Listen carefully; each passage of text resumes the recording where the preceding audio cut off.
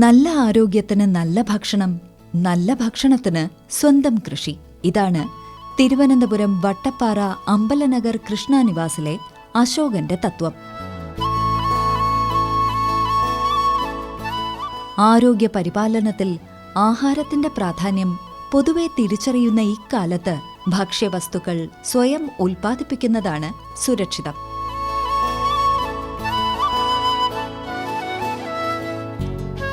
അതുകൊണ്ട് തന്നെ സ്വന്തമായി മുട്ടയും പാലും പഴങ്ങളും പച്ചക്കറികളും ഒക്കെ അടങ്ങുന്ന ഒരു പറുദീസ സൃഷ്ടിക്കാൻ അശോകന് കഴിഞ്ഞു. നാടൻ പശു വളർത്തലിന് മുമ്പ് ഫാം നടത്തിയിരുന്നു. ജേഴ്സി, എച്ച്.എഫ്, സുരന്തിനി ഇങ്ങനെയുള്ള പാല് കൂടുതലുള്ള പശുക്കൾ വളർത്തിയിരുന്നു. കൊറോണ വന്നപ്പോൾ എല്ലാം സ്തംഭിച്ചു.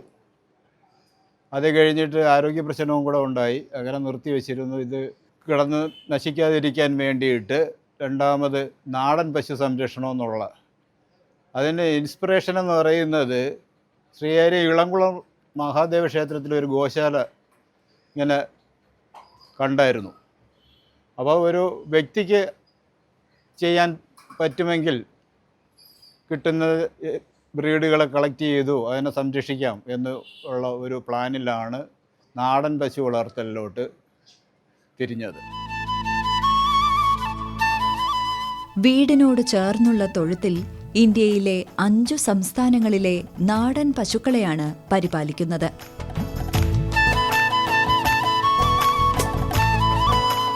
പശുക്കളുടെ ഒരു സ്വർഗതുല്യമായ ദ്വാരക എന്നു തന്നെ കൃഷ്ണ ഗോശാലയെ വിശേഷിപ്പിക്കാം.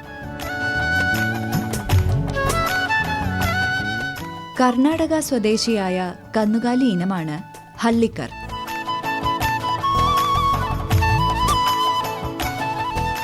പരമ്പരാഗതമായി കന്നുകാലി പരിപാലനം നടത്തുന്ന ഹള്ളിക്കർ എന്ന ജനസമൂഹത്തിൽ നിന്നാണ് ഇതിന് ഈ പേര് ലഭിച്ചത്.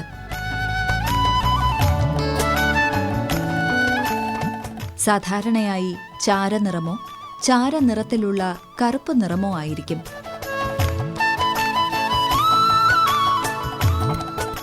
ഇവയുടെ കൊമ്പുകൾ താരതമ്യേന നേർത്തതും നീളമുള്ളതും ചെറുതായി വളഞ്ഞതുമാണ്.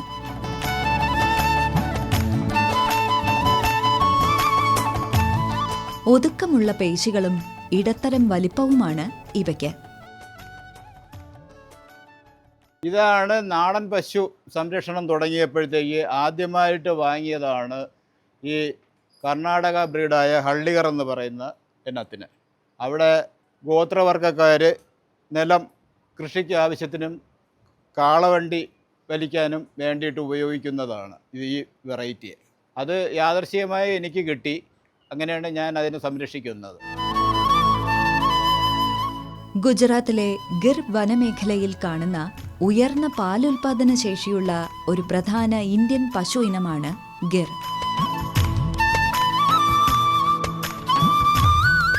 തവിട്ടുനിറം, വലിയ പൂഞ്ഞ, നീളമുള്ള ചെവികൾ എന്നിവ ഇവയുടെ സവിശേഷതകളാണ്.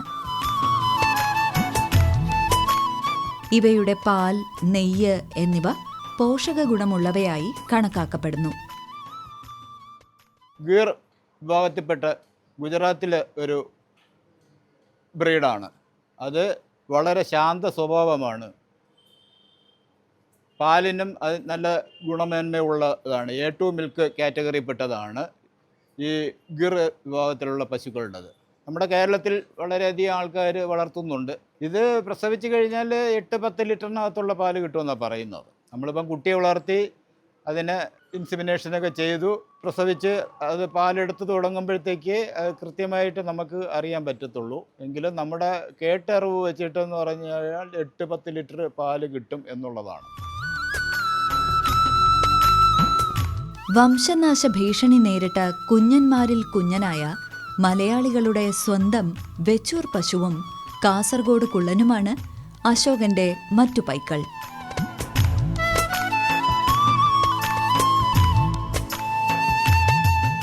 അവയ്ക്ക് കുടിക്കാൻ വെള്ളം വളരെ കുറച്ചു മതി. ഇടയ്ക്കിടയ്ക്ക് ദേഹം നനച്ചു കൊടുക്കേണ്ട ആവശ്യവുമില്ല. ഇത് വെച്ചൂർ ഇനത്തിൽപ്പെട്ടതാണ്. അതിന് ഹൈറ്റ് വളരെ കുറവാണ്. അതുപോലെ തന്നെ അതിൻ്റെ കൊമ്പെന്ന് പറയുന്നത് ഫ്രണ്ടിലോട്ട് വളഞ്ഞ് ഉള്ളതാണ്. അത് കഴിഞ്ഞിട്ട് വൈറ്റ് കളർ എന്ന് പറയുന്നത് വളരെ അപൂർവമായിട്ടാണ്. വെച്ചൂർ പശുക്കളിൽ ഒരു ബ്രൗൺ കളറാണ് കണ്ടുവന്നത്. ഇത് യാദൃശ്ചികമായിട്ട് ആണ് എനിക്ക് കിട്ടിയത്. ഫസ്റ്റ് പ്രസവവും ഒരു പെൺകുഞ്ഞുമാണ്. വെച്ചൂരിൻ്റെ ഒറിജിനൽ പശുക്കുട്ടിയാണ് നമുക്ക് കിട്ടിയിരിക്കുന്നത്. അത് കഴിഞ്ഞിട്ട് കുടിക്കാനായിട്ടെന്ന് പറഞ്ഞാൽ ഒരു നേരം വന്നിട്ട് ഒരു 1.5-2 കിലോയ്ക്കകത്തുള്ള തീറ്റ, ഗോതമ്പ് തവിടും പരുത്തിയും വീട്ടിലെ കഞ്ഞിവെള്ളവും കാടിവെള്ളവും ഒക്കെ കൂടെ ചേർത്ത് കൊടുത്താൽ മതി. അല്പം വൈക്കോലും അല്പം പുല്ലും കൊടുത്തു കഴിഞ്ഞാൽ അവർ വളരെ സാറ്റിസ്ഫൈഡ് ആയിരിക്കും. ഇതാണ് നമ്മുടെ വെച്ചൂർ ഇനത്തിൽപ്പെട്ട ഇത് നമ്മുടെ കേരളത്തിൽ കാസർഗോഡ് കുള്ളൻ എന്നറിയപ്പെടുന്ന ഇനമാണ്. ഇത് വളരെ ശാന്ത സ്വഭാവമാണ്. കറക്കാൻ മാത്രം ആദ്യത്തെ പ്രസവമായതുകൊണ്ട് അത് നമ്മൾ ഒരു സൈഡിലോട്ട് ചേർത്ത് നിർത്തി നമ്മൾ കറന്നെടുക്കുന്നുണ്ട്. ഇതിനും പാലെന്ന് പറയുന്നത് 2 നേരവും കൂടെ ഒരു 1.5-1.25 പാല് വളരെ കുറഞ്ഞ ക്വാണ്ടിറ്റി കിട്ടുന്ന പശുക്കളാണ്. വളരെ ശാന്ത സ്വഭാവമാണ്. ഏകദേശം കണ്ടു കഴിഞ്ഞാൽ വെച്ചൂരും കാസർഗോഡ് കുള്ളനും ആയിട്ട് വലിയ വ്യത്യാസം നമുക്ക് ഫീൽ ചെയ്യത്തില്ല. അതാണ് ഇതിൻ്റെ പ്രത്യേകത. ഇതിനും തീറ്റയും കുടിയെന്ന് പറയുന്നത് വെച്ചൂരിനെ പോലെ ഒരു 2 കിലോയ്ക്ക് പരുത്തിയും ഗോതമ്പ് തവിടും വീട്ടിലെ കഞ്ഞിവെള്ളവും കാടിവെള്ളവും ചേർത്ത് കൊടുക്കുക. പിന്നെ വൈക്കോലും പുല്ലും കുറച്ച് ക്വാണ്ടിറ്റി മതി. അതിനനുസരിച്ചുള്ള പാല് നമുക്ക് കിട്ടത്തുമുള്ളൂ. പാലിന് വളരെ ഗുണമുള്ളതാണ്. ഇതെല്ലാം A2 കാറ്റഗറിയിൽ വരുന്ന പാലാണ്. ഇതും കേരളത്തിലെ തന്നെ കൃഷ്ണ എന്ന് പറയുന്ന ഇനത്തിൽപ്പെട്ടതാണ്. ഇതേപോലെ തന്നെ നമ്മുടെ വെച്ചൂരും കാസർഗോഡ് കുള്ളനും അതുപോലെയുള്ള ഒരു ഇനത്തിൽപ്പെട്ടത് തന്നെ. തീറ്റയും കുടിക്കാനുള്ളതും ഒരു 2 കിലോ 2.5 കിലോ കൊടുക്കുക. സൈസിനനുസരിച്ച് സ്വല്പം വ്യത്യാസം വരും. മറ്റതിനെക്കാട്ടിയും കുറച്ചും കൂടി സൈസ് ഉള്ളത് കൊണ്ട്, വെച്ചൂരിനെയും കാസർഗോഡ് കുള്ളനെക്കാട്ടി സ്വല്പം കൂടെ സൈസ് ഉള്ളത് കൊണ്ട് ഒരു 3 കിലോ 2.5-3 കിലോ അടുപ്പിച്ച് കൊടുക്കണം. ഇത് ആന്ധ്രാപ്രദേശിലെ ചിറ്റൂർ ജില്ലയിൽ നിന്നുള്ള പുങ്കന്നൂർ പശു. 115 മുതൽ 200 കിലോഗ്രാം ഭാരം വരുന്ന ഇവയ്ക്ക് ഉയർന്ന കൊഴുപ്പുള്ള ഔഷധ ഗുണമുള്ള പാലാണുള്ളത്.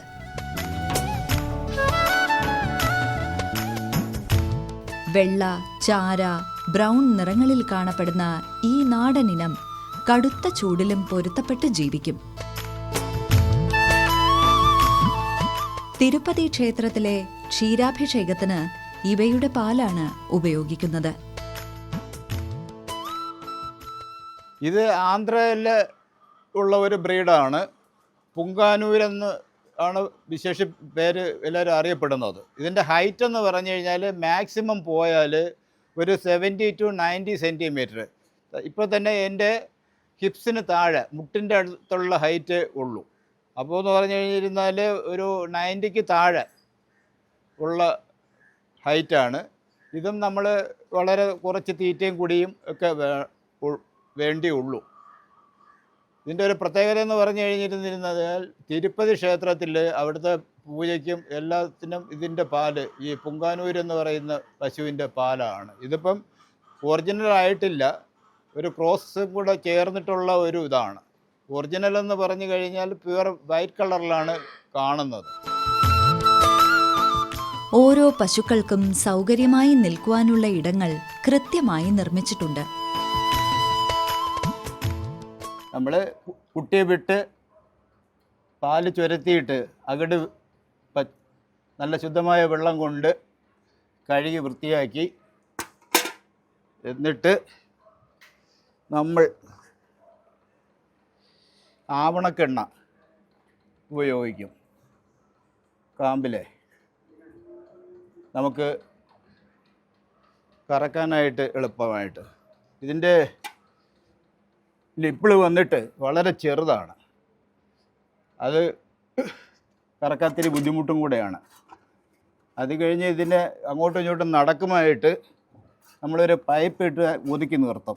രാവിലെ 1 ലിറ്റർ പാല് കിട്ടും, ഉച്ചയ്ക്ക് ഒരു 1/4 ലിറ്റർ പാലാണ് കിട്ടുന്നത്. 2 നേരം കൂടെ, ഇത് ആദ്യത്തെ പ്രസവമാണ്, 2 നേരം കൂടെ ഒരു 1.5-1.25 ലിറ്റർ പാല് നമുക്ക് കിട്ടും. നമ്മുടെ വീട്ടാവശ്യത്തിനും അയൽപക്കത്തുനിന്ന് ഉള്ളവരും ഈ പാലിന് സാധാ പാലിനെക്കാട്ടിയും സ്വല്പം റേറ്റ് കൂടുതലാണ്. ഗുണമേന്മ കൂടുതലായതുകൊണ്ട്, പാല് കുറവൊക്കെ ആയതുകൊണ്ട് അതിന് നല്ല ഗുണം ഉണ്ട്. ആവശ്യക്കാർ ബന്ധപ്പെട്ട് കഴിയുമ്പോഴത്തേക്ക് നമ്മൾ പാല് അവർക്ക് ആവശ്യമുള്ളത് കൊടുക്കും. പാല് തൈരാക്കും, കാച്ചി പാടയെടുത്ത് വെണ്ണയും നെയ്യും ആക്കി എടുക്കുന്നുണ്ട്. തൊഴുത്ത് കഴുകുന്ന വെള്ളവും മൂത്രവും മറ്റും പ്രത്യേക ടാങ്കുകളിൽ ശേഖരിച്ച് കൃഷിക്ക് ഉപയോഗപ്പെടുത്തുന്നതിനാൽ തൊഴുത്തിൽ ദുർഗന്ധം ഒട്ടും തന്നെയില്ല.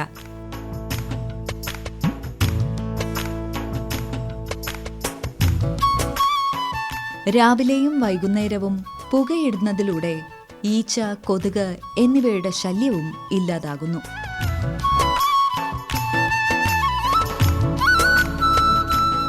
ബയോഗ്യാസ് സംവിധാനത്തിലാണ് വീട്ടിലെയും ഫാമിലെയും പാചകം.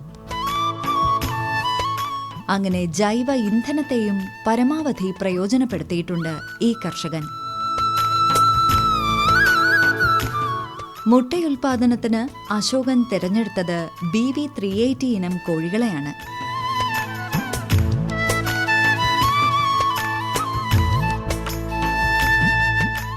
ഇന്ത്യൻ പൗൾട്രിയുടെ പിതാവ് എന്നറിയപ്പെടുന്ന ഡോക്ടർ BV റാവുവിന്റെ വെങ്കടേശ്വര ഹാച്ചറീസിൽ വികസിപ്പിച്ചെടുത്ത മുട്ടക്കോഴികളാണ് BV 380 കോഴികൾ.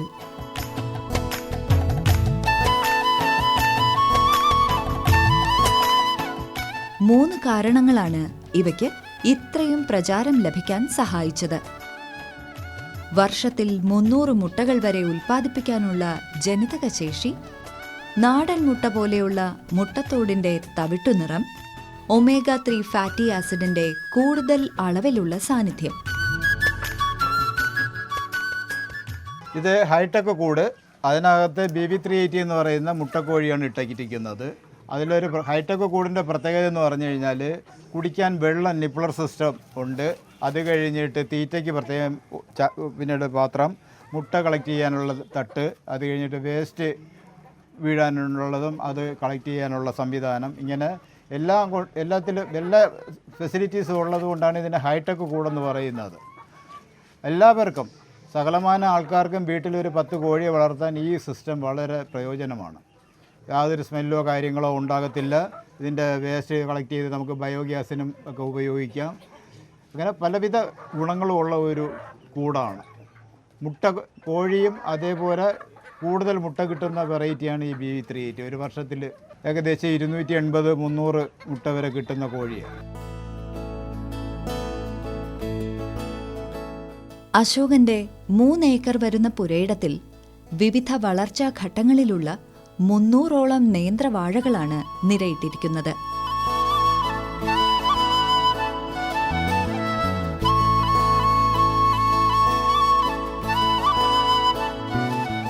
പറമ്പിലെ ജൈവവസ്തുക്കളും വാഴയുടെ ഉണങ്ങിയ ഇലകളുമൊക്കെ ചുവട്ടിൽ പുതയിടുന്നതിലൂടെ ജലനഷ്ടം കുറയ്ക്കാൻ ഈ കർഷകൻ ശ്രമിക്കുന്നു.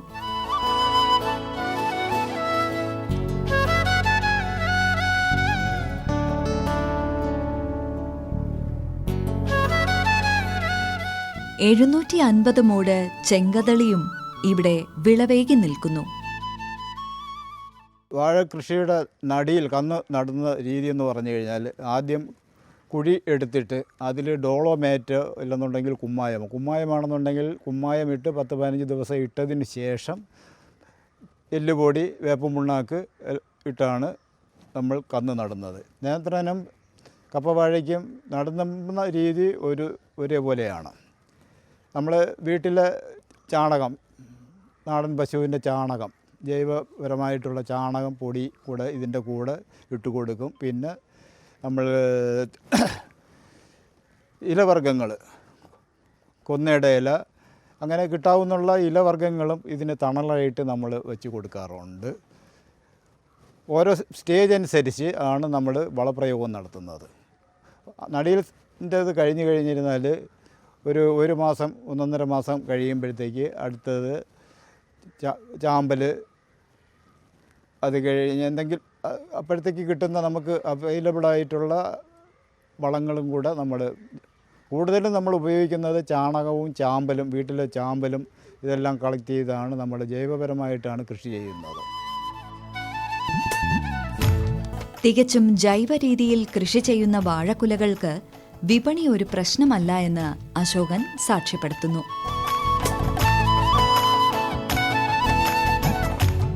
വാഴത്തോട്ടത്തിൽ ആവശ്യക്കാർ വന്ന് മുൻകൂട്ടി വിപണി ഉറപ്പിക്കുന്ന രീതിയാണ് പലപ്പോഴും. നമ്മൾ ഇവിടെ ചെയ്തിരിക്കുന്നത് നേന്ത്രൻ, ഏത്തവാഴയും ചെങ്കതളി എന്ന് പറയുന്ന കപ്പവാഴയും ആണ് നട്ടിരിക്കുന്നത്.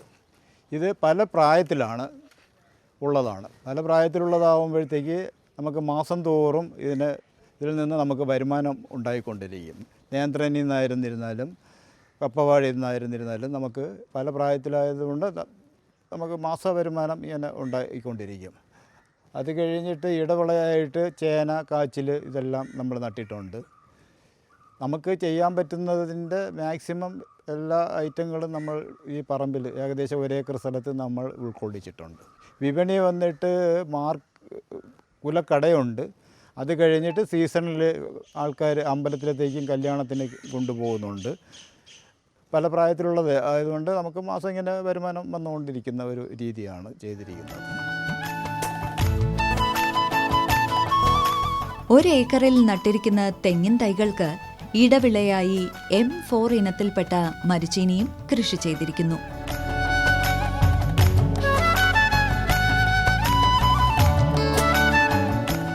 കേരളത്തിൽ ഏറെ പ്രചാരമുള്ള ഒരു പ്രധാന കിഴങ്ങുവർഗ വിളയാണ് മരിച്ചീനി.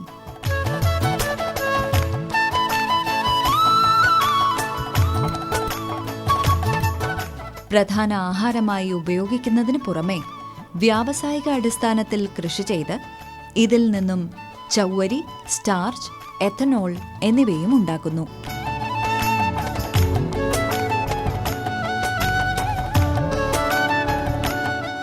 വാഴകൃഷിക്ക് പുറമെ വീടിന്റെ പല ഭാഗത്തായി ഫലവർഗ്ഗങ്ങളായ പപ്പായ, ഓറഞ്ച്, ജാമ്പ, ലവലോലിക്ക, കുടംപുളി എന്നിവയും വിളവേകി നിൽക്കുന്നു. പാൽ, മുട്ട, പഴം എന്നിവയ്ക്ക് പുറമെ വീട്ടാവശ്യത്തിനുള്ള പച്ചക്കറികൾ സീസൺ അനുസരിച്ച് കൃഷി ചെയ്യുകയാണ് പതിവ്. തക്കാളി, ചീര, പയർ, കറിവേപ്പില, കുരുമുളക്, ഒപ്പം തന്നെ ഔഷധ സസ്യങ്ങളായ പുതിന, സർവസുഗന്ധി, അഗത്തിച്ചീര, ശംഖുപുഷ്പം, തുളസി എന്നിവയും ഇവിടെ പരിപാലിക്കുന്നു. റിട്ടയർമെൻറ്റ് ലൈഫ് കൃഷിയിലോട്ട് ഇറങ്ങിയാൽ നമ്മുടെ പല അസുഖങ്ങളും കാര്യങ്ങളും മാറിക്കിട്ടാനും ഡെയിലി ഒരു ഉന്മേഷം ഉണ്ടാകാനും നമ്മുടെ അലട്ടുന്നതായിട്ടുള്ള പല പ്രശ്നങ്ങളിൽ നിന്ന് നമുക്ക് മോചനം നേടാനും പറ്റിയ ഒരു മാർഗമാണ് കൃഷി. പെൻഷനാകുന്നവരും 60 കടന്നവരും നിസ്സംഗതയോടെയും വിരസതയോടെയും കഴിഞ്ഞുകൂടേണ്ടവരല്ല എന്നും ചെറിയ രീതിയിലെങ്കിലും കൃഷിയിലേർപ്പെടുന്നത് മാനസികമായ സന്തോഷവും സുരക്ഷിതമായ ഭക്ഷ്യവിഭവങ്ങളും ആരോഗ്യവും നൽകുമെന്നാണ് ഈ കർഷകന്റെ ജീവിതം തെളിയിക്കുന്നത്.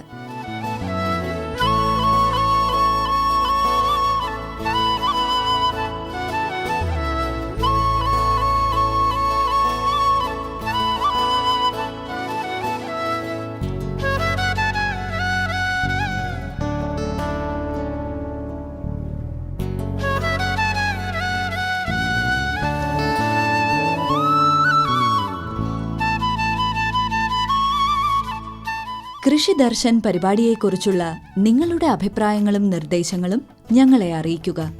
വിലാസം: ദി പ്രൊഡ്യൂസർ, കൃഷി ദർശൻ, ദൂരദർശൻ കേന്ദ്രം, കുടപ്പനക്കുന്ന്, തിരുവനന്തപുരം 695043.